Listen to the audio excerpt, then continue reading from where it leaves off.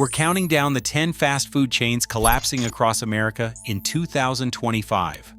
From once thriving bar and casual dining brands to national icons now shuttering hundreds of doors, each entry exposes how inflation, shifting tastes, and economic stress are reshaping what and where Americans eat. Which chain's downfall signals the biggest warning yet? Let's get started with number 10.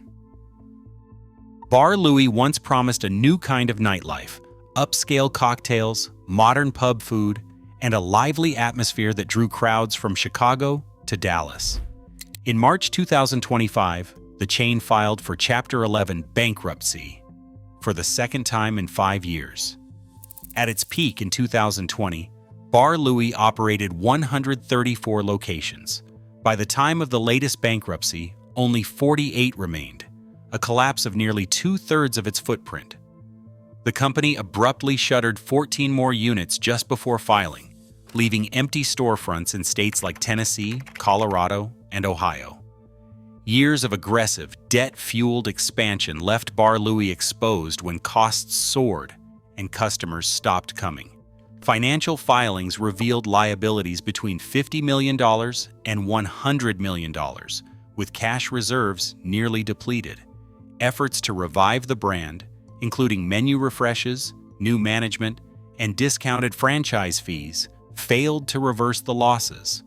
Sun Holdings swooped in to acquire the battered chain in November. But with just 39 units left nationwide, Bar Louie's implosion shows how vulnerable nightlife-focused sit-down formats have become in a post-pandemic economy.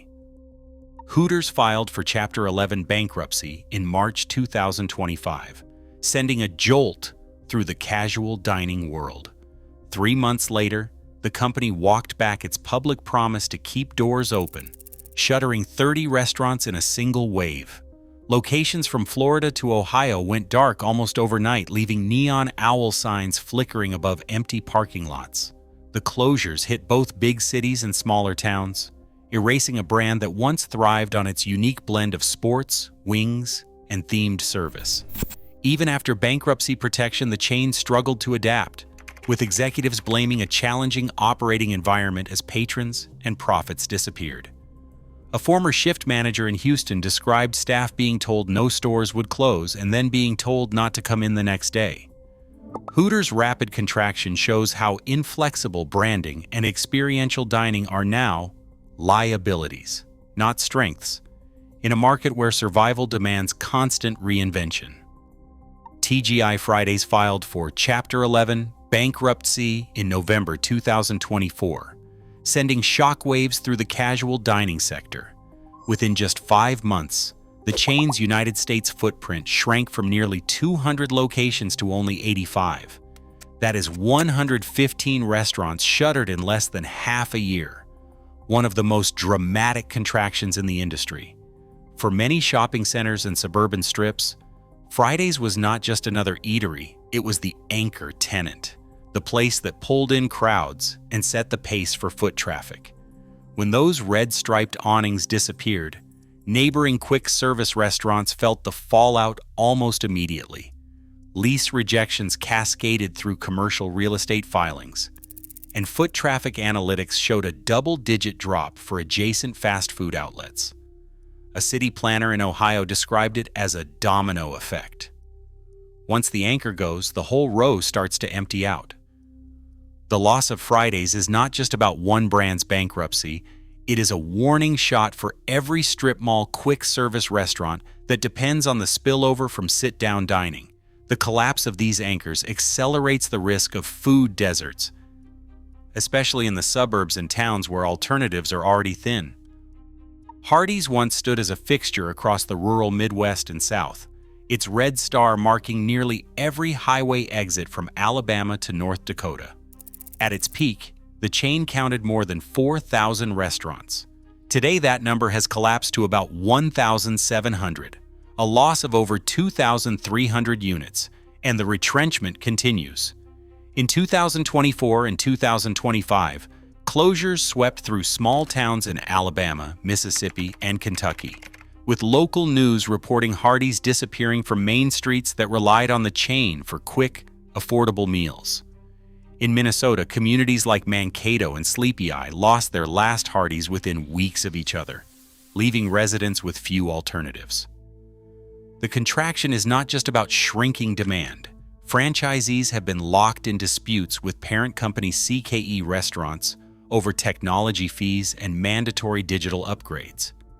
In Alabama and Mississippi, one major operator refused to accept mobile orders or participate in corporate loyalty programs, citing rising costs and low dinner hour sales. More than 40 of these restaurants began closing at 2 p.m. to cut losses, breaking with corporate mandates and deepening tensions. CKE responded with termination notices and legal action, pushing dozens of locations to the brink of closure. For many rural towns, losing Hardee's means more than an empty storefront. It is another step toward becoming a food desert. With few grocery stores and even fewer sit-down restaurants, the loss leaves residents with longer drives and higher costs for a hot meal. The rapid disappearance of regional chains like Hardee's shows how fragile food access has become outside America's biggest cities. Recent struggles at KFC reveal a new kind of threat facing even the most established fast food giants: the supply chain itself. In 2024 and 2025, roughly 60 KFC restaurants across the Midwest and South quietly closed their doors, not because of falling demand, but because of soaring poultry costs. The culprit was a relentless wave of avian flu outbreaks, which sent wholesale chicken prices up more than 20% year over year. For franchisees locked into rigid supply contracts, there was no easy way out. Menu prices could not keep pace with the cost of wings and drumsticks, and customers balked at higher bills. The financial hit was immediate. Franchise margins dropped by 300 basis points, squeezing operators already stretched thin by rising labor costs and sluggish traffic. In some regions, long-standing KFC locations, once fixtures on busy highways, became too expensive to run. The closures were not limited to small towns. Urban and suburban units in states like Arkansas, Indiana, and Mississippi also went dark. The poultry price index tells the story in stark numbers. What cost $1.20 per pound in early 2024 soared to nearly $1.50 per pound by spring 2025. Franchisees, unable to negotiate cheaper contracts or switch suppliers, faced a simple equation: close up or lose money on every bucket sold. The contraction at KFC is a warning. Even powerhouse brands can find themselves at the mercy of commodity shocks, and when the supply side breaks, no amount of brand loyalty can fill the gap. Noodles & Company once promised a different kind of fast meal: bowls of fresh pasta, global flavors, and a sit-down experience that felt a notch above the burger wars. But in 2025, the chain is quietly shrinking. Nearly 20 locations have closed over the past year, leaving the brand with about 420 units scattered across the country. The reason is not just falling sales. It is a squeeze from every direction. Ingredient costs for staples like pasta and cheese have jumped by double digits, with dairy prices up 10% year over year. For a menu built around mac and cheese, Alfredo, and Parmesan-heavy dishes, those surges hit the bottom line fast. The trouble goes deeper than rising bills. Fewer people are stopping in for a quick bowl of noodles. Foot traffic shows a steady decline, especially during lunch hours, as more consumers opt to cook at home or stretch leftovers. The pandemic-era habit of home cooking stuck around, and with grocery prices still undercutting restaurant meals, many families now see pasta as a budget dinner they can make themselves. Noodles & Company recent closures are not just a blip for one chain. They are a warning for the entire fast casual sector. The downturn is not about burgers or fried chicken anymore. Even pasta, long considered a comfort food staple, is losing ground. This cross-cuisine retreat suggests that the fast food crisis in 2025 is not about taste or trend. It is about the shrinking space for affordable, convenient meals in an economy where every dollar counts. Steak and Shake once built its reputation on the promise of a classic American experience: burgers and hand-dipped shakes served in a retro dining room, with prices that rivaled the drive-thru. But the chain's hybrid model, straddling the line between sit-down diner and quick-service restaurant, has become its undoing in the era of delivery apps and shrinking patience. Since 2018, Steak and Shake has shuttered roughly 200 locations, leaving only about 450 still operating nationwide. That's nearly a third of its entire footprint gone in just 7 years. The core problem is structural. Customers lingered 30 to 45 minutes per visit, but the menu was priced for speed and volume, not for table service and staff-heavy operations. When labor costs started climbing and delivery became the new default, Steak and Shake's model could not keep up. Attempts to retrofit stores with drive-through lanes ran into high capital costs and logistical headaches. Many units were built for car hops and booths, not for app-based orders and curbside pickup. Franchisees faced a tough choice: invest tens of thousands in renovations, or walk away from stores that could not turn a profit. Many chose the exit ramp. In towns where Steak and Shake once anchored shopping strips, closures left behind empty, neon-lit shells and a gap in affordable sit-down dining. The chain's long slide is not just about outdated decor, it is a warning that hybrid formats, once seen as flexible, are now stuck in a no-man's land between convenience and experience, with neither side willing to pay the price. Jack in the Box is facing one of the steepest contractions in its history. In 2025, the company projects the closure of 150 to 200 restaurants, nearly 10% of its entire U.S. footprint.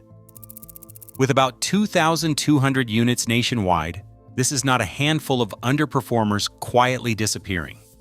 It is a system-wide retreat, confirmed in company guidance and echoed in franchisee circles. The hardest hit are franchise operators who cannot keep up with rising costs and new mandates.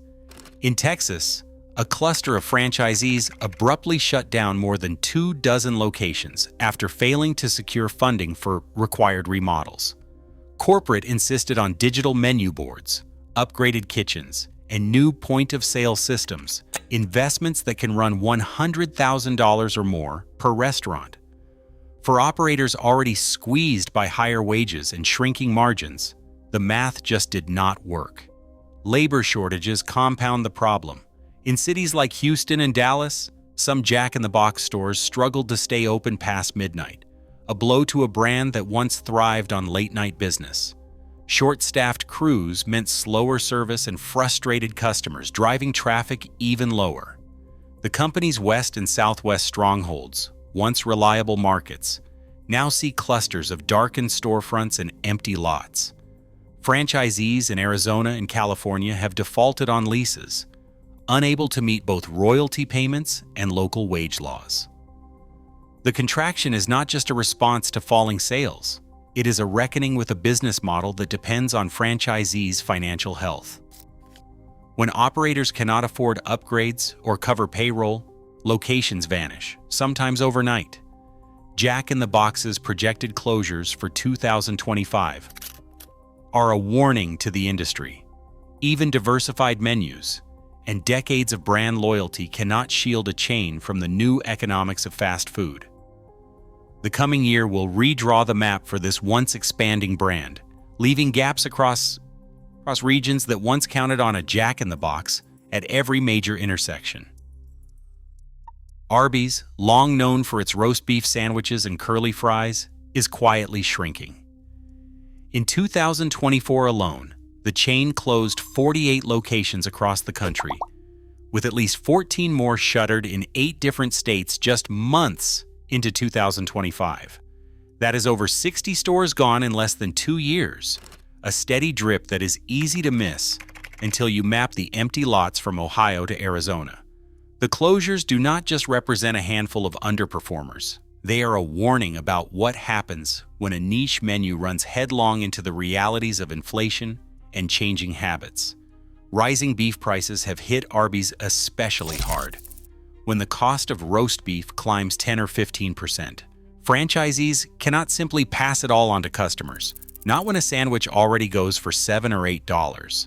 At the same time, labor costs in many states have jumped to $16 or $17 an hour, squeezing profit margins even further.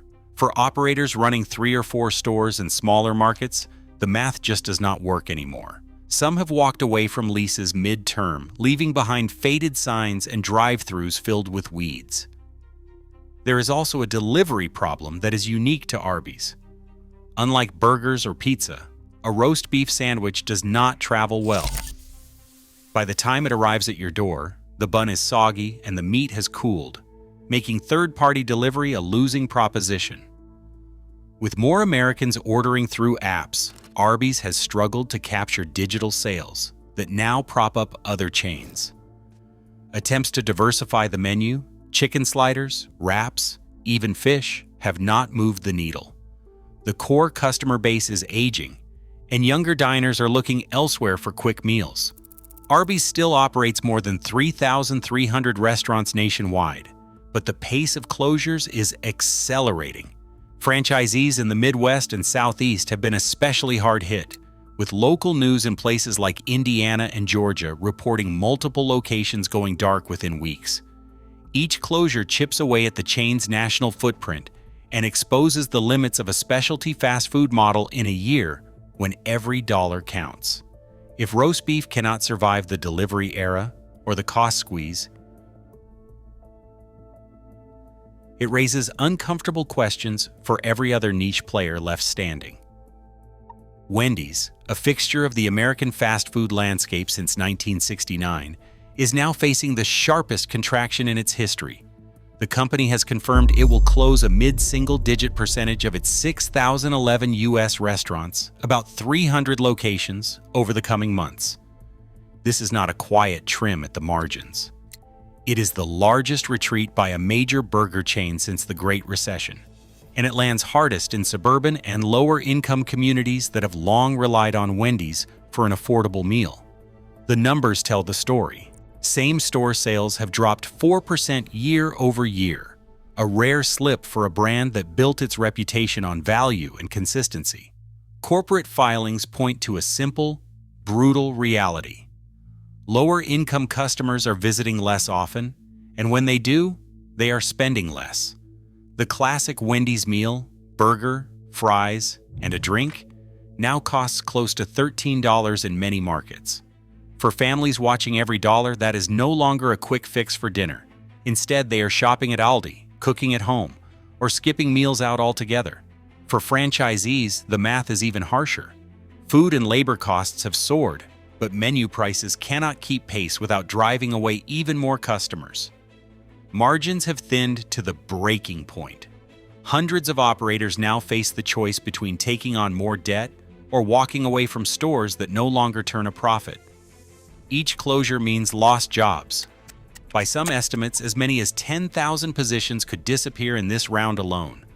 In small towns and aging suburbs, a shuttered Wendy's is not just another empty storefront. It is a blow to local employment and food access. Company leadership calls this a strategic reset, but the underlying cause is clear.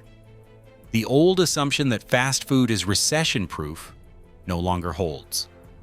When inflation eats into paychecks and wages do not keep up, even the biggest names in burgers cannot rely on brand loyalty to fill the dining room. Wendy's pullback is more than a business decision. It is a warning that the foundation of American fast food is cracking. If a chain with this much history and reach cannot make the numbers work, the crisis runs deeper than any single menu or marketing campaign. The ground is shifting, and the industry bellwether is the first to admit it. Across all 10 chains, one pattern is clear. When economic strain and shifting habits hit, even America's biggest fast food names aren't immune. The collapse we see now is not isolated failure. It is a signal that affordability, convenience, and tradition are being rewritten. Fast food's decline is a mirror for the pressures ordinary Americans face today. Thanks for watching. Let us know your thoughts on where the industry goes next.